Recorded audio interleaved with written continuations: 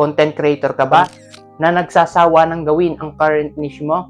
O balak mo bang mag-switch pero natatakot kang mawalan ng followers? Sa bidyong ito kay Useful, pag-uusapan natin kung ano talaga ang epekto ng biglang pag-switch ng niche ng isang content creator.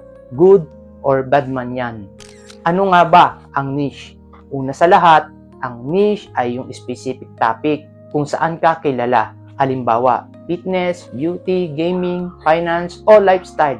Tutorial pwede rin. Marami pang iba. Dito ka nagbi-build ng audience at tiwala. Kapag biglaan ang pag-switch ng niche, eto ang posibilidad na mangyari. Malaki ang posibilidad ang pagbaba ng views at engagement dahil yung followers mo nag-follow dahil sa dati mong content. Malilito ang algorithm. Hindi alam ng platform kung kanino ipapakita yung content mo. Possible na mangyari ang unfollows. May mga taong hindi na makaka-relate.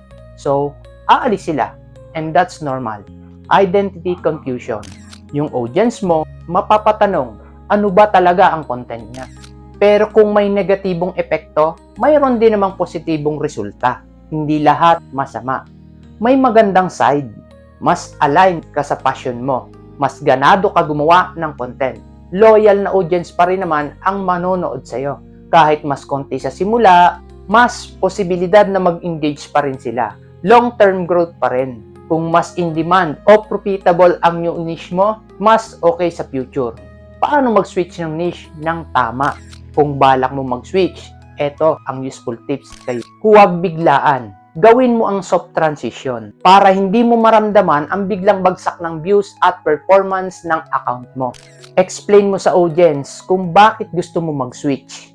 I-test mo muna ang content para mapag-aralan mo kung talagang gusto mo. Kaya mahalaga, huwag mo kakalimutan ang sinabi kong soft transition. I-update ang bio at branding slowly. Sa totoo lang, hindi masama ang mag-switch ng niche. Ang mahalaga ay may direction, may dahilan, may consistency. Content creators evolve, and that's okay. Kung naranasan mo na ang mag-switch ng niche, comment below kay Useful.